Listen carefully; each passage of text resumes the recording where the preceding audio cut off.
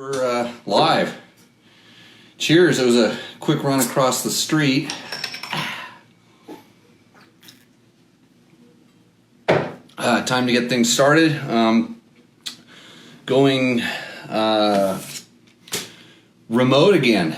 So got a lot of questions to answer. Our KTM videos did pretty well. Got a lot of people watching those, a lot of comments on those. I got some news. Yeah, there's a lot of news. There's news happening, and hopefully the connection is good because the internets are bad here. So I'm doing a couple different things on my system. See, I'm running the other one up there, different camera, trying to be professional here, but that's kind of a joke, I guess, a running joke. So anyways, it's 7 o'clock. I made it. 7 o'clock live from an undisclosed location, someplace, out riding motorcycles, because that's what I do for a living. This is Tech Talk Taco Tuesday. I believe it's number 27, and I am going to try to answer your dirt bike and dirt bike related questions. Like I always say, I can answer 90% of them with 70% accuracy. 40 or 50% of the time. I'm going to drop the scale down a little bit. My name is Jimmy Lewis. I am the, what's my position at dirt bike tests? What do I do? The janitor. I'm the janitor and the go-getter at dirt bike tests, since nobody else will do that for me. And I'm going to, run through the questions and stuff today. So a couple bits of news that I have. King of the Motos is going on again, and I have nothing to do with it that I know of. So let me explain a little bit. 2 years ago, after the last one, I decided I was done. I didn't quit, because I don't quit anything. I was finished. I felt like I did a good job. I had a good time doing it for the most part, and I had a few concerns. And those concerns we'd been working on for a couple of years is mostly had to do with safety, rider safety, and because it's a big event. I mean, when you're talking about having 30 and 40,000 people out in the desert, in open desert, where they can go ride and recreate and do fun stuff, because that's what they're supposed to do. And Dave Cole runs a great event, and one of his ways of doing things is he wants to make sure that everybody has the opportunity to go out there and recreate, and he's not closing the desert down. And people say that all the time because they have to pay $20 to get in, and it's like yeah, you pay $20 to get into, quote, Hammertown, to go see all the vendors and see all the cool cars and stuff like that and things like that. So you're not paying $20 to come out and use the desert. You can tell them at the gate. You can go in 50 other ways than the main gate. You just can't come into the little complex that is Hammertown in the, thousands and thousands of acres that is Johnson Valley. And of course, you can't be on the race course when there's a race going. So there's a lot of people out there, and with spectators and with some of the pre-running that was going on for the other car races and stuff, and I just felt it was a little bit unsafe for the riders, and it was getting difficult for me to feel safe about controlling it. So I didn't come up with a solution. We worked on it, but there was just some stuff that wasn't exactly going the right direction. And so that was number one. And number two was, when I decided to create that event, I made it very clear that I wanted it to have a navigation aspect to it. I wanted it to be a few things. I've ridden a lot of extreme enduros all over the world. And frankly, and I've said this before, one of my favorite ones was Roof of Africa. And what Roof of Africa was to me was, it was like the Baja 500 mixed with the Gilles Classic, which are two, long-running, standout. The Gilles Classic doesn't happen anymore. Long-running, standout extreme enduros. And I was a Baja racer, I was a desert racer, but I also enjoyed extreme enduro. And I loved going fast, and I loved going really slow. And to me, it was like, okay, the best rider has to be able to do everything. not just one extreme specialist or one Baja guy. A guy that just does only one thing was never going to win. I didn't want him to ever win a race that I did. I wanted you to be a well-rounded rider, you know. So, and I didn't want it so that a trials bike could win, because that's, you know, if you set up an extreme enduro that if you allowed trials bikes in, they would win, that's not an extreme enduro. That's a trials cross or something. So I always wanted to have a navigation aspect as well, because that means that you would have to slow down and think about where you're going as opposed to just racing all the time. And evidently a lot of the racers, and some never said a thing to me, they always like to bitch to other people, but it always gets back to you. They said, I didn't like that because I didn't feel like I could race. Well, guess what? That's what rally's like. So I'm combining another thing I enjoyed and liked. It's my race. I made the race the way I wanted to, and you can come and race it, or you don't have to come and race it. It's that simple. And so in the end, the last time we did it, I had one finisher and nobody got killed. So I feel like I put on a really good race, and I was finished at that point. I didn't think I could solve some of the problems. And so it's like, I'll just move on and do something different, like maybe do a stupid podcast like everybody else. So that's King of the Motos news. Justin Lineweaver, who helped me out the last 2 years, he was injured the first year, and I think just out of the kindness of his heart, he helped me out the second year, is the one who I believe is taking it over. Dave Cole's called me 3 or 4 times to ask me if I would come back and do it. He says anytime I want to come back and do it, I can. I said, Dave, I'm kind of happy doing what I'm doing. Dave let me race his car last year. I raced a car in King of the Hammers last year, and actually finished that event, which was an awesome experience. So still super stoked. I hope the event goes on. I hope it gets better. I hope somehow they make it way better than I ever could, because obviously my short-sighted vision of it wasn't exactly what people wanted, and the haters can hate, and the people that like it, I hope you guys get an awesome event. To have for Dave Cole to open that stage up for the racers, for the motorcycle racers, to get you that kind of exposure, you can't pay for that. So and all you guys that whine about the entry fee to that race, suck it. because you're getting more out of that. You have no idea what that thing costs to put on, and the amount of volunteers that come out. And I'm talking a lot of volunteers were involved, more, almost as many as there were racers, to make that motorcycle race happen. And a lot of them were in conjunction with the King of the Hammers car races as well. So hats off to them. I hope it goes big. I wish more District 37 clubs would kind of get involved and help out with that, because it's not something that one person can do. It was my brain idea, and I did a lot of the stupid hard work for it, but in the reality, it's going to take more than just one person to kind of bring that thing back. So hopefully there's some stuff going. So anyways, that's news on that front. Next bit of news, this will help us roll into the KTM 300 tests that we did. I got notification today that KTM has an update for the 2020 TPI bikes. So we had, and I detailed it in the tests and stuff, we had an issue with the bike. If you managed to ride it about 2,000 feet in elevation, up or down, it would start doing some funny stuff. It would actually get lean as you went up and rich when you went down. Kind of weird. But I was told that there is now an update for it, or it'll be released within the next week, and it fixes whatever the issue was. I wasn't privy to what the issue was, but that's the cool thing about, some of these the bikes that are electronic and stuff now. They plug them into a computer. You just get it zapped, and it fixes it. So problem or not, I'm told problem solved. So I won't know with 100% certainty until I actually get one and were able to try it. But if they say that they fixed it, I always trust that they have fixed it. And I have it on good authority that it's fixed. So, right?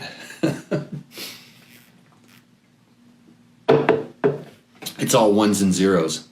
That's it. That's it. So I'm going to dive into the questions. The questions that I received mostly on our YouTube videos, and I want you to So if you have, hopefully I answered all your King of the Motos questions. If you have more, I probably can't answer them because I don't know much about it.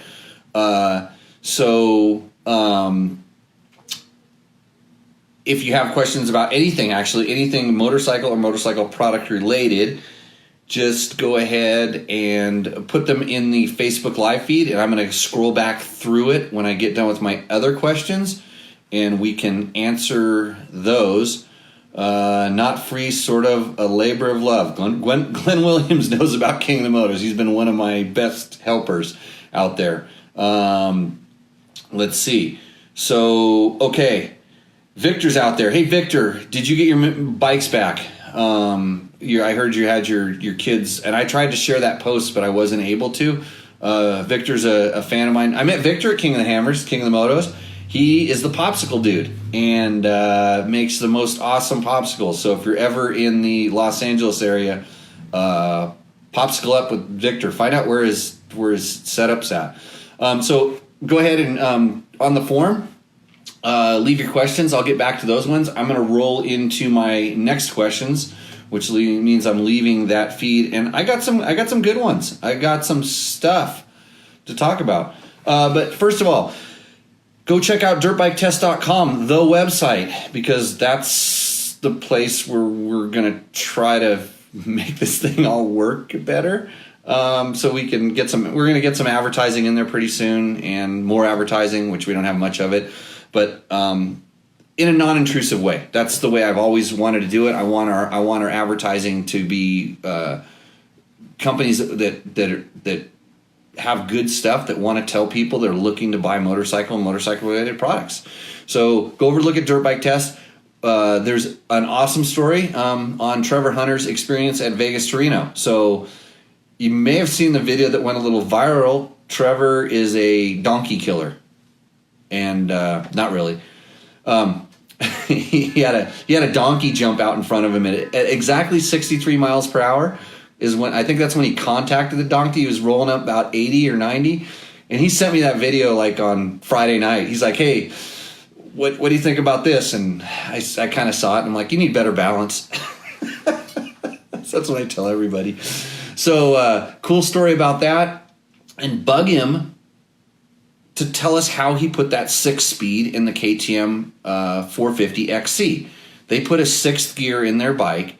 And obviously it worked because their bike was going 103 miles an hour at points during that thing. That's good information. I want to know how to do it. I want to see the parts list. That's cool tech information that people want to know. If I have one complaint about the XC, one that shines, is that missing 6 speed, and they did it, and I'm like, well, cool. Now let's tell everybody. So bug him, not me. I'm out riding my motorcycle, so I can't bug him. So that is the that's that. There's you can find all the KTM 300 stuff we're going to talk about now. You can find all the tests and the videos. You can see all of my misspellings. You can tell me I don't know how to communicate very well. All the other stuff. Complain and just fill it in. Use the comments or something like that. Just, let me know. And then what else is up? Oh, we did the Honda 250. Did I ever get that story posted? I can't remember. I was tired. Honda 250R, CRF250R. I rode that last week at a motocross track, which man,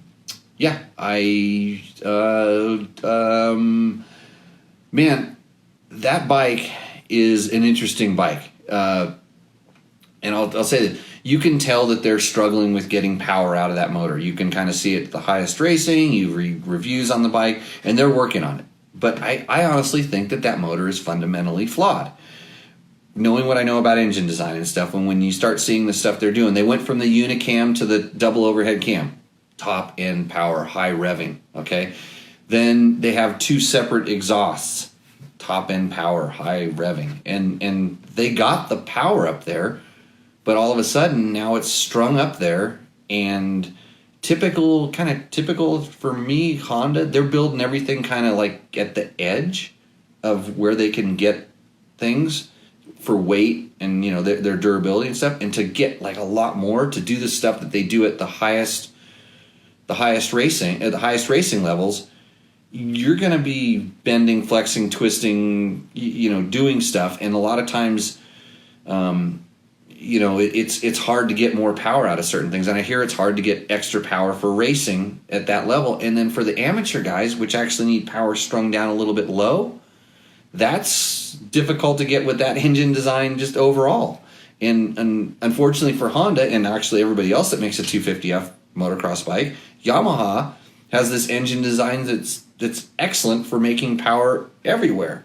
And they're doing it. And that is kind of in a class that's so dependent on horsepower. That's a tough thing. So that was my overall feel. It's a great handling bike. They've done wonders with the suspension. It's one of the best turning bikes in the world. And the interesting thing I found, and it's kind of hard for me, is because I like to modulate and control the throttle. If I would just take that throttle, and I should have taken my own damn advice, and just turned it wide open, it actually does pretty good. I mean, it's surprising, but I like to modulate the throttle a little bit, and I don't just go wham and hold it wide open, because when it was wide open at whatever practical RPM, 6,000, 7,000 and above, it pulled pretty good. But the problem is I come in a turn and I start rolling it on, and it just doesn't pull. Or if I go in there and I hold it wide open and then I back off for a second and then I come back on, it doesn't like that either. So it's a little bit like a 125 in some respects. It's way longer power band than 120. But if you want to compare it to something, it's like you got to be in the right gear. You got to be quick with the shifting. You got to hold that throttle wide open. So momentum is the key. So I think you can read about it. I think the test is up on Dirt Bike Test. And then I went riding my KTM 1090, and that's how I got to where I'm at now. So out logging miles on my awesome KTM 1090 that I really like. You can see what I did to that bike, what I've done to that bike on some of the videos that we have up on the YouTube channel. So if you're interested in the adventure bike stuff, we have that too. So riding everything we possibly can, as much as we possibly can, all the time. And then every once in a while we write about it on the internets. So let's see. I'm going to go through my questions right now. Let's see. I got a couple of good ones. So David Skornick. David Skornick said, question. I live in Texas, so it's easy to plate a dirt bike. And he's talking about the Honda CRF250X test and long-term update that we did. Already got a plated 650R and XR400, looking to sell both and get a Honda 450L. Would it make more sense to get a 450X and just plate it? So, my opinion is, if you can plate the X as opposed to having to get the L to get the license plate, I would do it, because it's kind of the same bike. If I were gonna do like adventure touring on my 450 Honda, whether it's an X or an L, the L has some stuff in the subframe that makes it a little more robust, so if you're going to hang stuff on it, but you're always going to be fighting the ECU. So the X comes at a better tune. The X muffler flows better. It's a little bit lighter. It's definitely runs cooler. Everything about, and then the stuff you're going to modify anyways, you would do to both of them. And if you're going to go get the ECU, I think that taking the extra weight off the L to make it act a little bit more like an X, you're kind of, but if I could start with the X, I think it's a better platform if you're just going to hang a license plate on it. So the more you're going adventure, the more you look at the L, the more you're going to ride it like a dirt bike, a plated, dirt bike, go with the X. So that's what I say about that. So that's our token Honda question. We just talked about Hondas. Now we're talking about Hondas. Now we're going to talk about KTMs, because I got a lot of questions on this one. So we have a commenter, Mike Skidmore. I don't know if that's your real name. I'm not going to read your whole thing. This guy actually posted 4 or 5 comments, and if you want to read them, go to the YouTube channel, Dirt Bike Test YouTube channel, and on one of the 3 KTM videos, he went off. And let's see. No harm in cutting the fuel off totally if you have oil injection. You better not shut the gas off totally if you're running premix. Any new motorcycle or car have improved performance if you just give it a little more gas. So he went on, and he got into the Evinrude direct injection and Bombardier Evinrude and all this other stuff. And it almost looked like he cut and pasted some of their marketing material. I'm very well aware of Evinrude and the orbital motor. That's not a two-stroke, but it's an orbital and all that stuff. So, no conspiracy theory here, Mike. And he talks about his Get Kit on his Yamaha 80, and I don't know how that ties into this, burning holes in pistons and stuff. But anyways, there's like 3 or 4 posts, and they go on. But anyways, we read them all. Sometimes I'm just, man, how do you have so much time to comment on our janky little videos on the internet? Yes. Okay. So Luke D. Visser commented, "These things are going to be breaking down in the middle of nowhere with electrical problems. Watch." And he's talking about the KTM 300. Luke, I've ridden a lot of electronically controlled motorcycles in the last, few years since they've been. I mean, all of the KTMs that are the fuel injected 4-strokes have kind of the same amount of technology built in. Of course, the ECU is a little bit different on the 2-stroke and stuff, but I haven't seen any evidence that these things are going to be littering the forests with broken down orange motorcycles. You need to watch more of the goofy YouTube videos so you can talk about the 1 or 2 that you find, because it's guys like you that start with this and you're pissed off because they don't make a KTM 500 2-stroke anymore, and you're bitter because you don't have $10,000 burning a hole in your wallet to go buy one of these things. And I really like to know what bike you're riding, a little more information so I could just be a little more pointed when I pick at you. I'm not going to watch because I'm not going to see broken down KTM 300s littering the forest, or any other KTM for that matter. They test these things. I know that they do a lot of testing and durability testing. And look at your car. Your car is a rolling computer, and you don't see those things. Look at all the cars on the freeways and the roads. You don't see them parked all over there with electronic problems. It's the same circuitry and whatever things inside of those little boxes that I don't know what they do. And that's what confuses us, because it's like I can't put a wrench in there or a screwdriver and fix it, or wrap some duct tape around it and stick it back on. I understand it's confusing, but they're not going to break down. They're a little harder to tune and things in the short term, but in reality, when you start learning that some of the things you can plug, or you can use your phone and tune your motorcycle, I'd much rather do that than get gas on my fingers to stick a different pilot jet in. So, Luke, relax, man. It's going to get better. So, Ivan Stoev, he said, "It would be nice if the sound wasn't only coming from my right headphone." Ivan, you bring up a good point.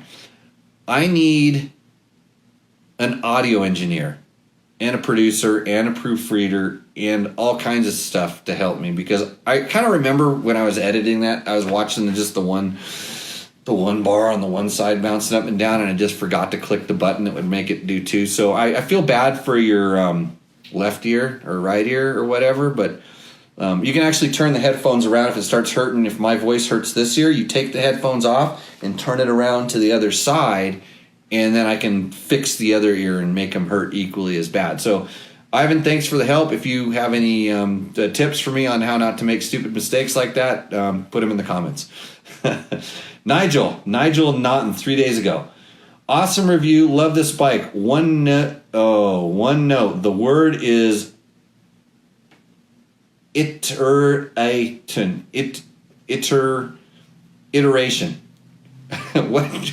I know. You know what? When I said that on the video, the guy, Mojave Bob, who was standing behind it, right after we shut the camera off, he goes, "That word is the wrong word." And I'm like, I ditched that day. I ditched school. I went riding that day. I was thinking about motorcycles when they taught me that. Sorry, teacher that really tried to get me to think better about that. But iteration. I'm going to learn it right now in front of you, because it's painful for me, because the 2 brain cells that are up here. Iteration. That's it. I said it right. It's iteration, not iteration. I'm going to work on that. Nigel, I promise you that I'm going to fix that. I'll try to stop making up my own vocabularies. So thanks for pointing that out. That doesn't have anything to do with motorcycles, by the way. I speak your language most of the time. Flash DRZ says, wow, great test. You actually talked about the oil injection and how it does. So he said, how it does. I have not seen anybody else do that. Thanks. Flash DRZ, thanks for the compliment. And now let me correct you on your English. It would be great test. You actually talked about the oil injection and how it works.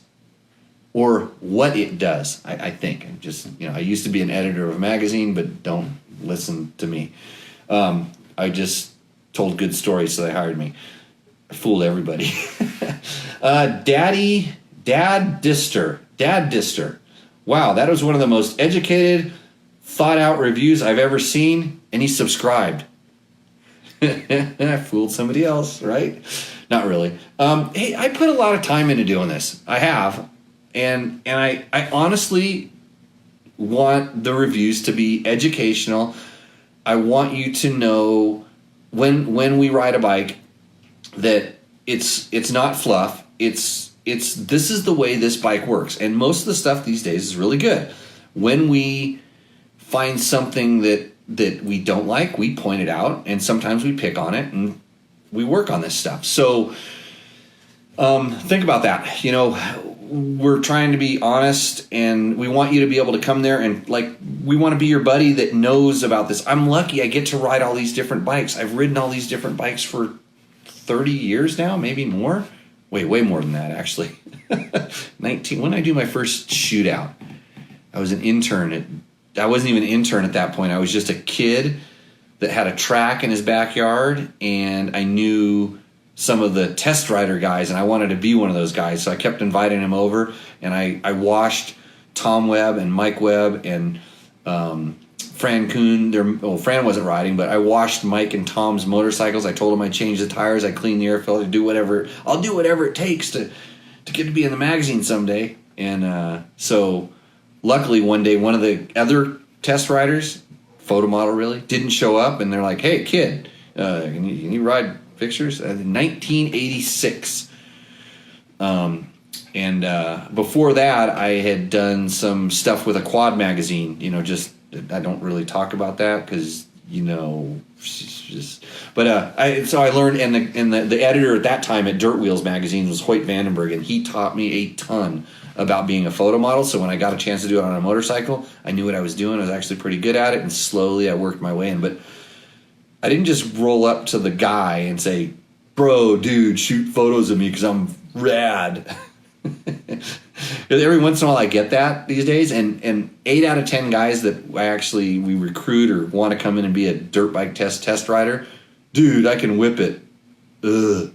It's like, can you write a sentence and put that dot at the end of the sentence that starts the next sentence? They call it you have to do typing and things like that. So anyways, not text language either, by the way. So where did I lost my train of thought? So I've been riding these bikes for a long time. I have a lot of experience to roll back on, some history, some experience. My opinion is only as valid as my opinion. It's just based on a lot of experience. And I don't care what color it is. Like tomorrow I'll be a Honda guy, and today I'm a KTM guy, and next month I'll probably like betas again. I need to get a beta. I want to get that beta 200. So, okay, back to where I got. Let's see. Arrow R says, would love to test this KTM 300 in the woods. Yes, you would. And don't do it unless you have 10 grand burning a hole in your pocket, or you're a really fast racer and you think somebody will give you one. But I tested it in the woods. I used to be a really fast racer. Oh, here we go. Okay. 440 MXC on YouTube says, so just for a little history for all you kids, a 440 MXC was a 2-stroke KTM. They had the 500, and then they made a 550, And then when KTM started getting all these weird sizes, they made a 440. That was the big lightweight, it was going to be the well-handling open class bike. So I'm familiar with those. I ridden them a few times. They were, frankly, just this side of horrible, but they had some redeeming qualities. Like, they were hard to start, and the handling was kind of out the window, and they didn't really make 500 kind of power. But anyway, so 440 MXC says, KTM's decision to only offer fuel and oil injection on the new 250-300 XC and XCWs was beyond stupid. KTM's decision to drop the Kickstarter was beyond stupid. These bikes are still sold as closed course bikes in the US, so it is obviously not about the emissions. Imagine having a recluse, meaning you cannot bump start, and being stuck 20 miles from the truck because your battery died. The fuel injection decided to stop working, which has been widely reported on the 18 and 19 bikes. I have 3 KTMs, all with carbs and a Kickstarter. Hopefully one of them's a 440 MXC. All have been awesome and reliable, but they're the last KTMs I'll buy, assuming KTM doesn't come to their senses. And the only way that KTM is going to do that is if people outright reject KTM's poor decisions. I know that you're aware of these issues, Jimmy, so I have to ask, why are you shilling for KTM? So hold on, I need to go back and I need to have Nigel, you need to tell me what shilling is, because that sounds like I don't look it up. And then we need to get you, and I think it was Mike Skidmore talking, because you guys probably could march into KTM's marketing department and steer them in the right direction.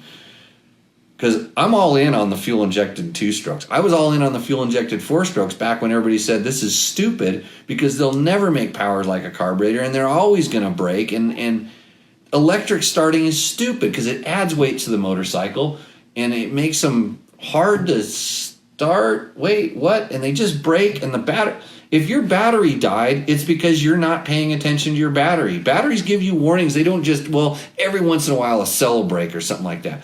I carry around, when I'm going to be real remote, and especially when I'm riding with a group that I know some ding-dong is going to have a battery problem, I'll carry around one of those little jump starters about the size of my phone here, and I plug it in, and I start them, and it's good.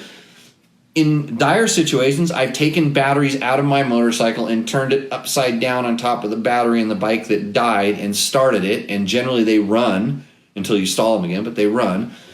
With a recluse on those bikes in particular, with a 4mm Allen wrench, you can unadjust the clutch and bump start it. And generally then you can use the clutch and get it to work. So you can bump start a bike. In my Husaberg with the old, what the version of recluse with that, the ball bearings one and stuff like that, my Husaberg, which is made in 2008, and it does not have a Kickstarter, and it's never left me stranded, that one I cannot bump start. But I carry the jump starter thing. It's just a preventative thing. It's like carrying a tire iron in a tube. Okay? You better be running mooses. Because you could get a flat tire and not be able to get home. Think about that. So KTM's decision with the 2-strokes was not solely about emissions. But trust me, there is an emissions component to it. And I think you may see that coming. I don't know, just guessing. Because they're pretty clean. Hard to get them to start up clean, but they run very clean. I can't remember the last time I've kickstarted a motorcycle now. My XR100, yes, I kickstart that one. But generally I have an XR100 sitting right next to a TTR125. And 9 times out of 10, maybe 99 times out of 100, I hop on the TTR for one reason. Because it has an electric start. And I don't have to kick it.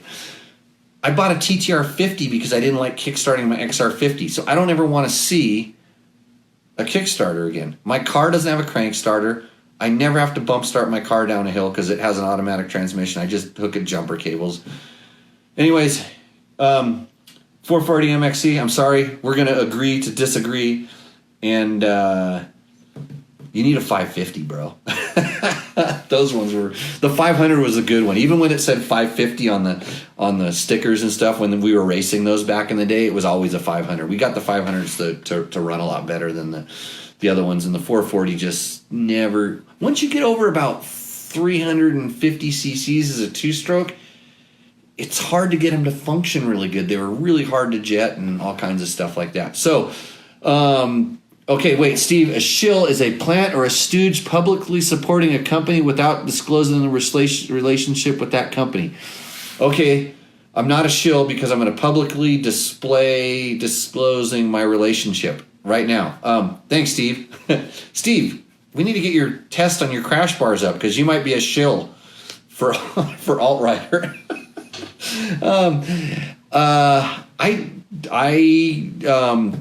Let's see. I was a KTM factory rider, not once but twice. Let's see. I've done different kinds of testing for KTM in a testing component, but I've done that for many other manufacturers as well. When I do that stuff, I'm doing that independently. It makes no difference. If I would sit there and tell you something about a bike that wasn't correct, my credibility goes out the window. And so when I'm doing stuff for them, I tell them exactly what I'm feeling on the bike to make the bike better, and what they do with that information is up to them. When I'm testing for this, I tell you how a bike works, the way you buy it off the showroom, and if it needs to be tuned or modified or changed, I tell you why I changed it and for what reasons, and that's what I do. So yeah, that's sorry, I'm a reported shill. So okay, Paul Pratt says, excellent review, Jimmy. Thanks for all your insight. You're gonna have to stand up to KTM 440 because he thinks I'm a shill. Mr. Transparent One. Oh God, I love that name. I want you to use your real names, like a name that you can. So when I talk about you, because I don't know who 440 MXC is, I hope all his buddies know who he is, and they tell me, and then I can use his real name, because this is my real name. I'm Jimmy. I'm from Dirt Bike Test, and I'm trying to be honest here. But when you're always hiding behind these screen names, and that's the other thing, when you're finding all these problems about bikes, and they're all reported by KTM Fast Guy 123 on whatever it is on four-stroke talk whatever.com / you don't even know who these guys are. And half of them are just flaming some other guy, or they want to be the first guy to show you, hey, look at this top end that exploded. I got this. Bad news travels a lot faster than good news. And when you start seeing a problem, it's generally addressed by the manufacturer if it's a true problem and it's not ding dongs doing stuff with their bikes. Okay, let's see, Mr. Transparent One. It's a long one. I'm going to run through it. I have a Beta 2016 RR with fairly dialed in steel-wheel suspension and likely need to upgrade in the next 2 seasons. And then there's a parentheses, and there's something in there. I don't know what it is because it's not in there. Let's see. The motor has been magic with the Slavin's S3 Mule, so I was hoping things would evolve significantly. But $10,000 for a new bike is painful. I'm doing some improvising here because the riding is it's a little above my riding level, but you know how it is. You have to improvise. So, do you think the change is worth it? And let's see, do you think the change is worth it? And that's amazing if I can stick with stock suspension. Was thinking I would have to go with the Kreft or Del Saggio route, as forks always seem to be a hot mess this last decade. I'm going to disagree with you on the last decade thing. I can see some of the earlier bikes, maybe 5 years ago, the suspension settings were soft, and it really depends on you, your weight, what you're really doing with it. We'll get into that. So, back to later. Thanks for the review. I am not loyal to a brand either. I'm not a brand loyal either. Although I have noticed some great handling characteristics on the Beta, I'm going to agree with you, except for I never quite feel ease with the front forks through off camber, downhill stutter bumps, loose over hard, etc. I know what you're feeling. It's a stiff fork on a flexi frame. I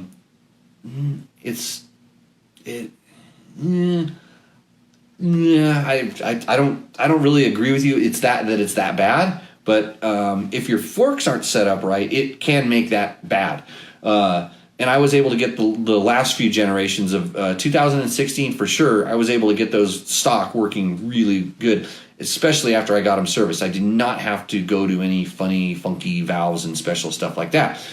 So let's see. I've owned KTMs over these years, easily as good as any bike out there. The one problem I see with the XCW or Beta non-race is the limitations you find with high-speed desert hoops, limits of open cartridge or PDS. You really don't want to ride a new one because the 2019, the PDS and the Explorer fork, I would say maybe not the best. You had to kind of dial them up a little bit, and then they got harsh in the small stuff to get them to work in the hoops. That, I think I said it in the test, that KTM 300 XCW was one of the best handling bikes, even in the desert, that I've ever ridden. And I think they did some stuff. They actually went to lighter springs, from what I'm told. They'd tear the forks part of the shock bar. They went to slightly lighter springs, less preload. No, lighter springs, more preload, and stiffer valving, better valving. So they got a more progressive feel out of it.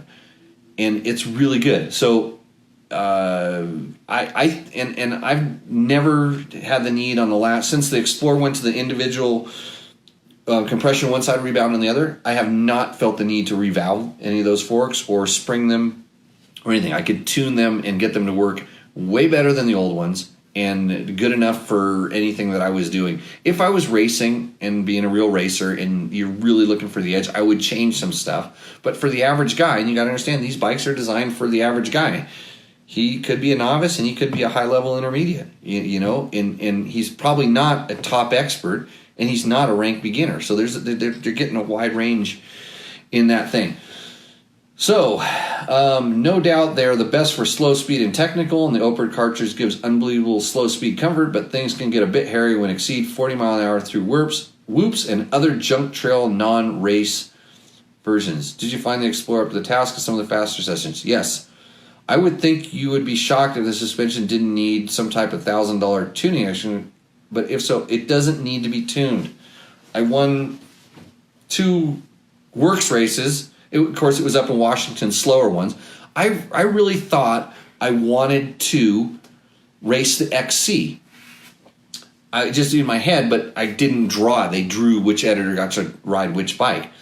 I would have picked the XC, just said, oh, that's more of a race, and I wanted to do that. And I got the XC, and I'm like, well, I'll just suffer around the motocross track and that faster section out in the back, but I'll love it in the trees. Maybe it depends on how rough it was. I loved it the whole time. There was one double jump I was kind of scared of doing, and I finally did it, and it was perfect. It was the little one after. The bike just didn't have that motocross pop that I needed to get over it. But other than that, yeah, good. So anyways, back to the questions again. Let's see. So should I do it and put a deposit down? If you have $10,000, yeah, you'll be glad you did.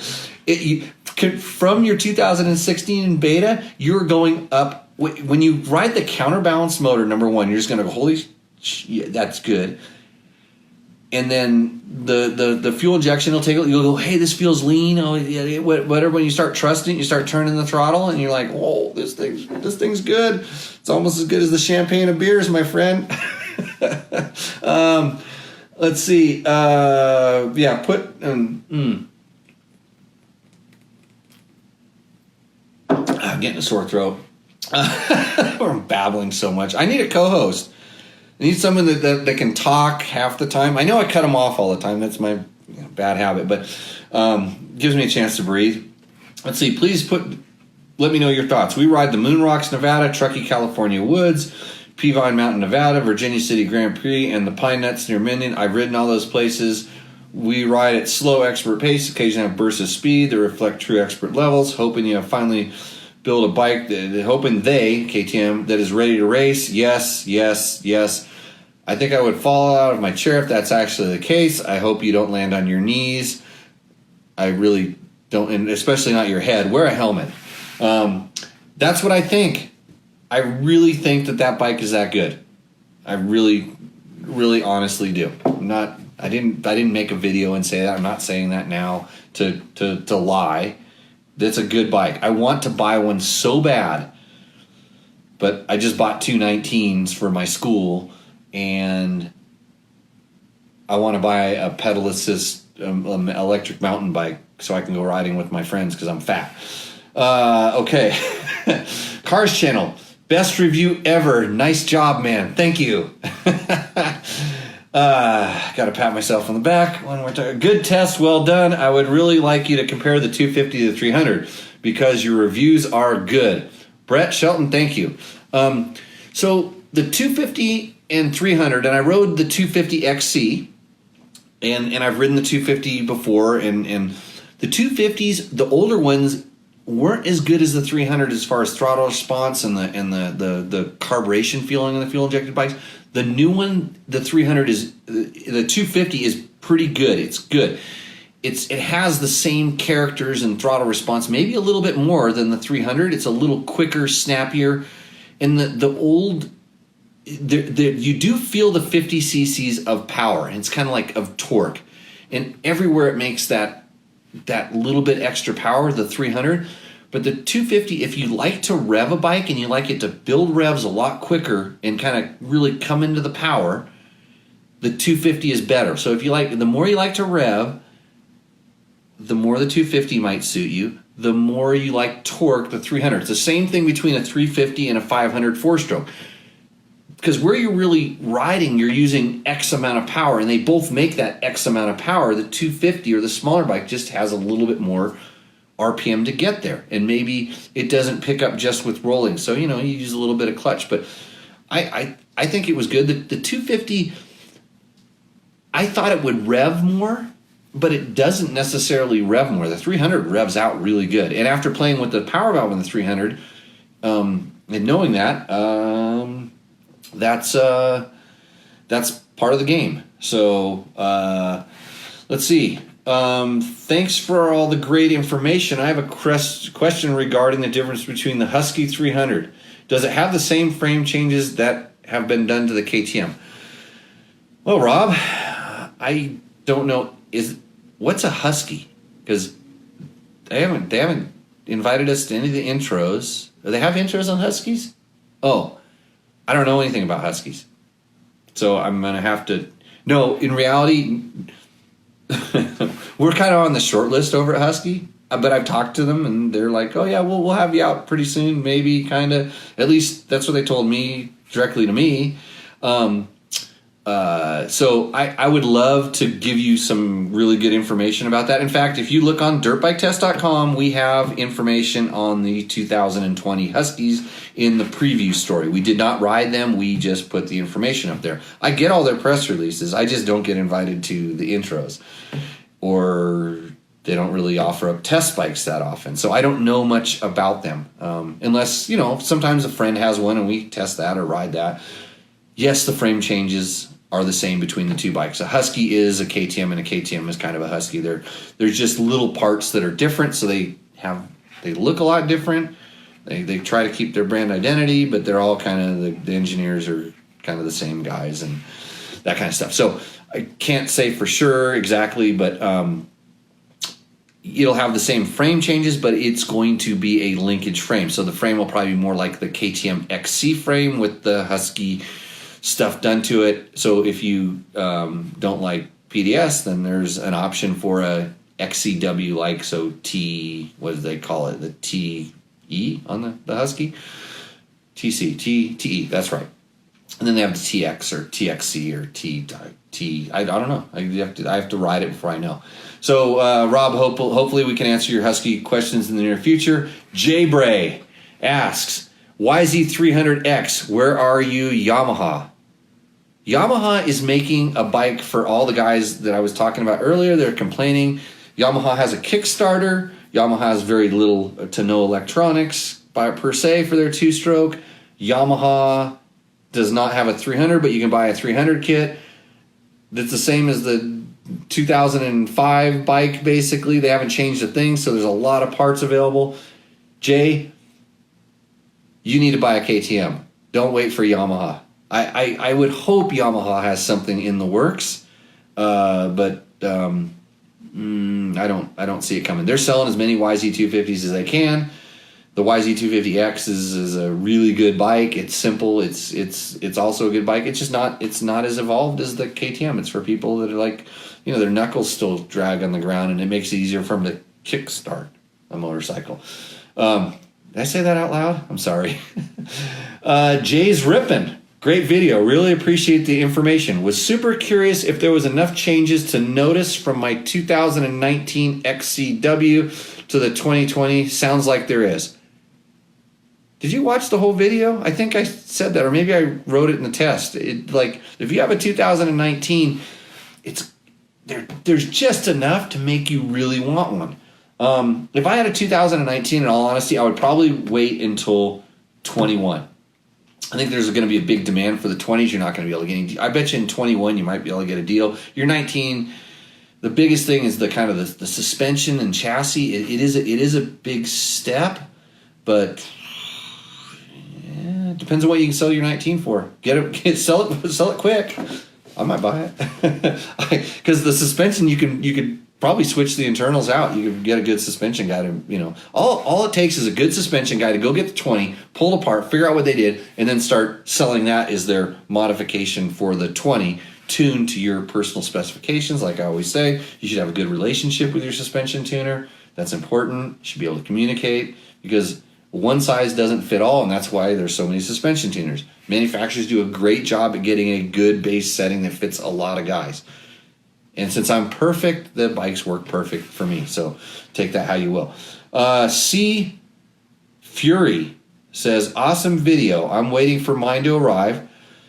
Always worried about the power delivery. Seems the many reviews that the power valve out at 1.5 to 2 turns makes a big difference. Can this power valve mod be done without an ECU adjustment? Thanks again. So yes, I tested the power valve. And man, 1.5 turns out was too much. Like one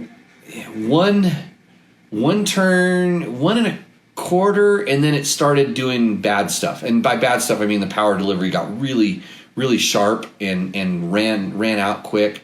The power valve opened up too like too soon to where it lost pickup. It started going backwards the other direction. But I did it without doing any ECU change, or basically I put a JD jetting tuner on the back of it, piggyback to it. So I was adding or taking away fuel, and you do not have to do it. It didn't do anything funny. It didn't make any more weird detonation noises. It didn't seem like it was running rich or lean, although it does change the compression ratio when the power valve opens sooner. It's a lower compression motor when it runs higher up in the RPM.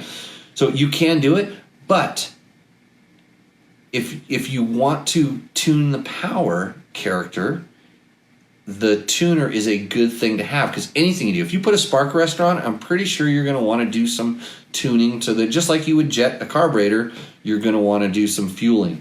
If you want to play with the ignition, I'm sure there's other tuners out there. I haven't tested one yet. I will, hopefully. I need to reach out and try to get my hands on some of those that do ignition maps as well. But yeah, so I think you can do the power valve mod, but play with it. I think 1.5 turns is too much. Like 1 turn was kind of golden for me. Half turn to a 1 turn really got the snappier pickup that I liked.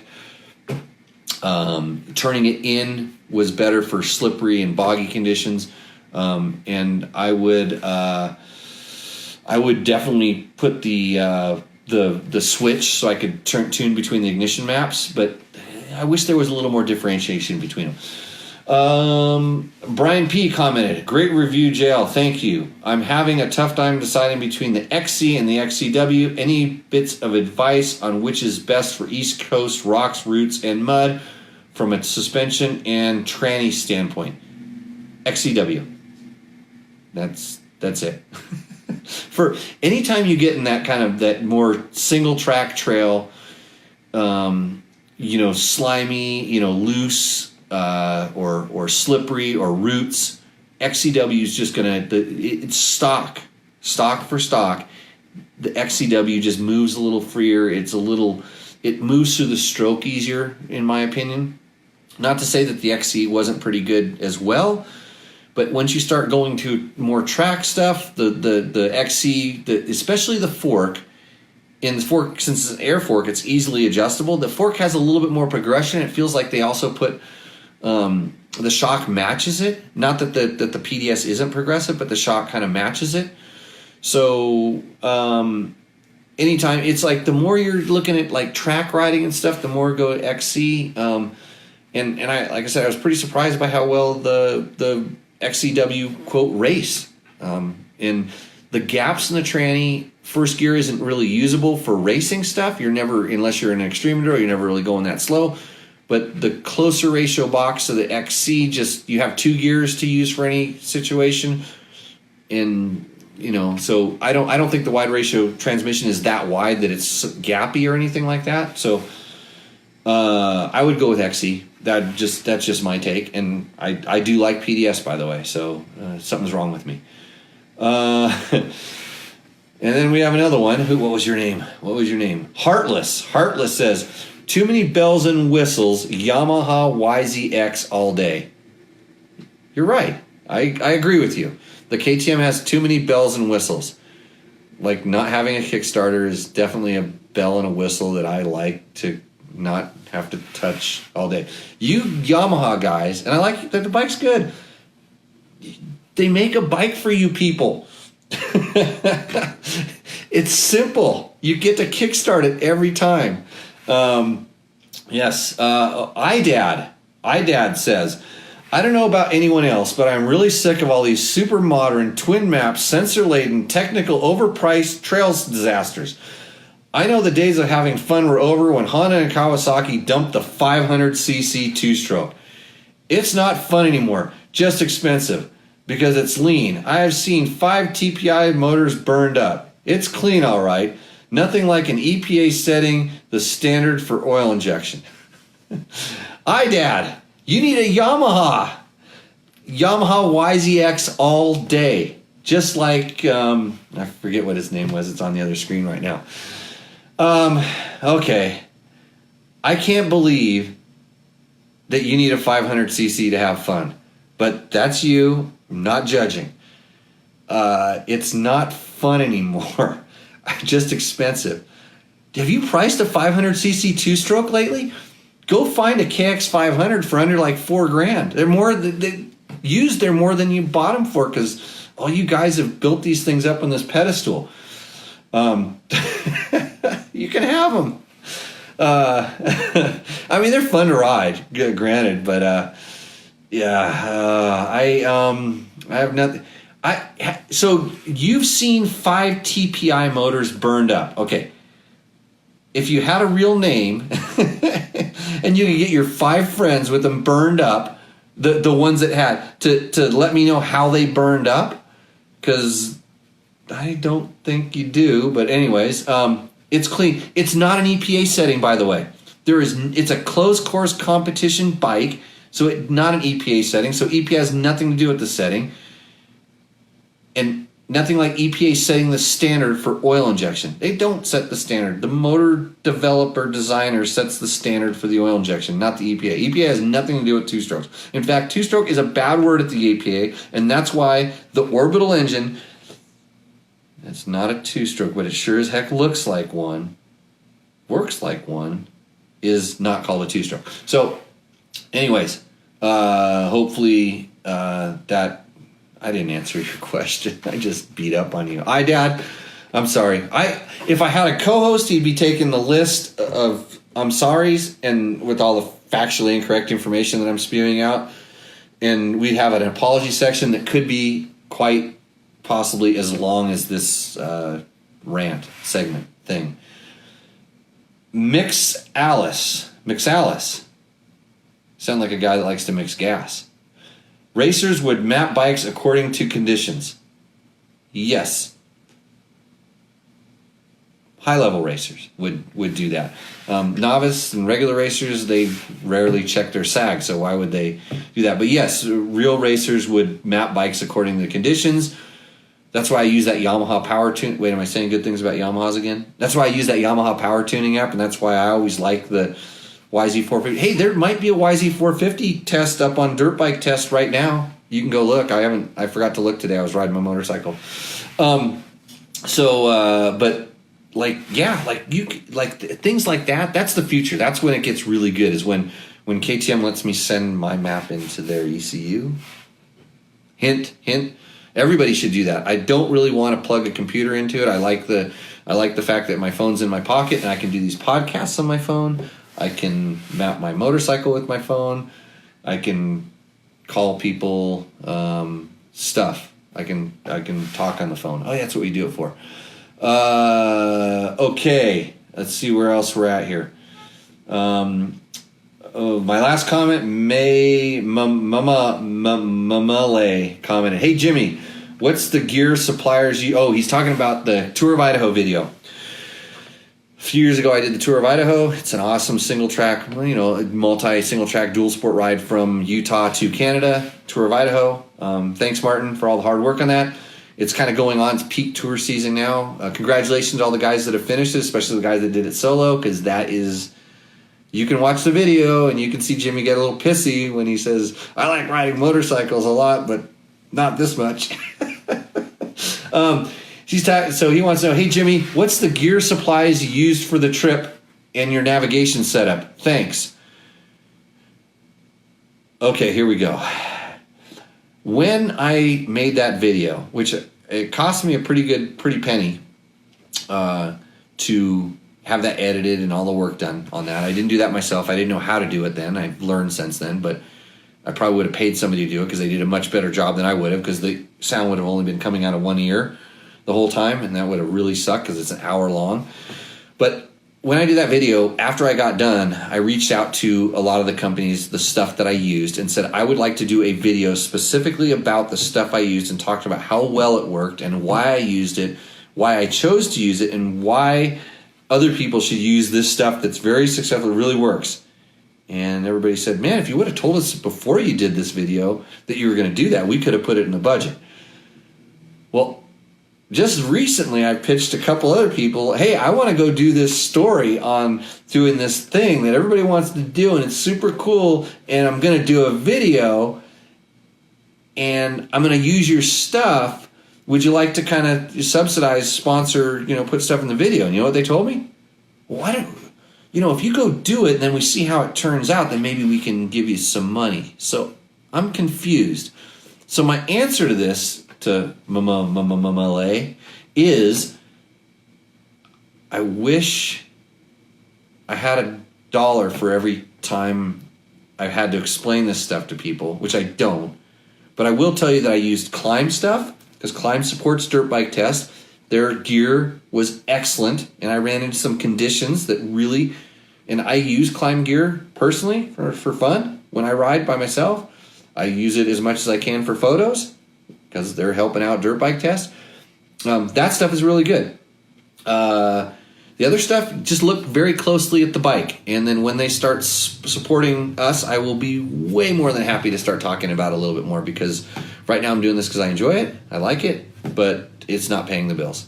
So, because I don't have an editor, I don't have a producer, I don't have a copy editor, I can't spell, sound only comes out of one ear. I can't even afford the second channel of stereo to get these things through. So you know what I got to do? I got to run out to dinner. So wait, I'm gonna go back onto the book of faces to see if I got any questions that I missed. Probably not, because you guys never ask any questions. Actually, sometimes you do. Holy crap, I missed a lot. Let's see. Speaking of balance, when is the Taste of Dakar happening again? Wow, there's questions popping up all the time. The Taste of Dakar, that's an alt-rider event, and you would have to check on their website. I did something called Prompt to Dakar, and it was financially stupid. So it was a lot of work, and it didn't pay off, so I didn't... let's see. I really love to hate KTM, but anyone thrashing the KTM TPI hasn't won one. Correct, Chris. That's right. Let's see. From Urban Dictionary. Oh, my wife is telling me what the shill attempts to spread buzz by personally endorsing their product and public reference. Yeah, okay, got that. Thanks, honey. I hate when I join late. David Nitzen, hate it when your kid can't get his stories done on time. And you can tell him I said that. Actually, he should move out to Pahrump, and I can teach him how much money he won't make as a dirt bike test editor, but he could learn a couple things from me, and then he would be moving out because he says he needs to move out and get a life. Let's see. And if you're running mooses, they can fail too. Let's see. So your riding remote should be carrying at least a 21-inch tube. Yeah, I usually do that, but mooses, if you're smart, don't fail. It's just like your battery. I was making a joke there. Let's see. Jimmy is far from a shill. Let's see. I'm working with Trevor. Let's see. Hello to Heather. Let's see. Hey, love the show. Dirtbikenews.canada. Hey, these guys, dirtbikenews.ca, they have good stuff, and they're connected with some of the guys that make these pretty funny videos that I used to put up on Dirt Bike Test, but I get lazy and I didn't do it anymore. Yeah, check them out. Victor, how the hell do you watch on YouTube? I did it last time, but we're not doing it this time. When are you involved? Are you involved with the 2020 KOM? Scroll back 59 minutes and you'll find out the answer to that. Chris Parker, it was time to talk when he takes us. Chris is not here. Let's see. Thanks for the heads up. Let's see. Hey, Jimmy, why buy a Husky when you can buy a KTM? What's a Husky? Let's see. 2020 KTM 350 XCF versus differences. Eduardo. I haven't ridden those bikes, but we do have the information on the preview up on Dirt Bike Test. So I should say Google it, and then Dirt Bike Test will come up, but maybe not. You'll get sent to Dirt Bike Magazine, and then it's just a bunch of fluff and looks like somebody cut and pasted the press release, which is just lazy. But anyways, Brian Vaughn, Husaberg FE. So he said Husaberg, and so now I'm all in. FE 570 or much older KTM 450 EXC, fast B rider and just ride tight, nasty Northwest Washington woods to Baja deserts, hill climbs, etc. Ride an O2C, but need lights and electric start. Brian, man, you just can't get away from a Husaberg 570. You ride one once, brother, and that thing has so much power. They don't make motorcycles like that anymore. I mean, that motor is so backwards that they don't even make bikes like that anymore. But I would not go, if you go KTM 450 EXC, the only year I would really get would be the 06 or the 07, the RFS motor, but you're still carbureted. And the carburetion's for Neanderthals, like that guy that wants a two-stroke 500 or something. But in the tight woods and stuff like that, I really enjoy it. It's a heavy bike. It has a handling characteristic that makes it feel pretty light, but boy, if it starts tipping over, it gets heavy. It's a heavy bike, but I would say that could be one of my top 3 favorite bikes ever. Everybody that's ever ridden it is blown away by how good that bike is, but it's a Husaberg, so whatever. So I give it 2 thumbs up. So I would if you can get one, I would get one. They're good. They're not going to lose the value from where they're priced at right now, and you can still get parts right now. They call it a cry session now for millennials. Do I need to have a cry session? I might have one. What are your thoughts on a YZ450 FX as a desert racer? Would a WR450 be a better fit? No. For desert racing, the FX is the bike because it has the better suspension. I mean, better setup suspension, same components. It's set up more for that racing, and the gearbox is the same. It's the same wide ratio gearbox. So FX for sure for desert racing, no questions about it. That's probably the one time I would say for sure the FX is better. Neanderthal. Oh, Victor's Victor, I'm sorry. I forgot that you're a CR500 lover. You'd probably be psychotic if they stole that thing, I suspect. So I think I've run through the questions. Hope all you guys with Kickstarters go outside in your garage and I know you're pissed off at me now. Go kickstart your motorcycle, bro. Hammer down. So anyhow, thanks for joining. I'm going to go out and get some food in me, and I will check back to look at comments and stuff. We'll put the video up on YouTube as soon as I can get connected and do that. You can watch our reruns there.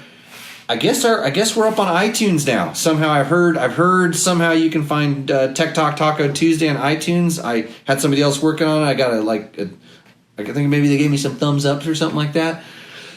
So you can get all the episodes that you missed. They're definitely not as good as this one, because this was by far and away the best episode that I did today. I promise. So with that, I will hopefully see you out on the trail. Cheers.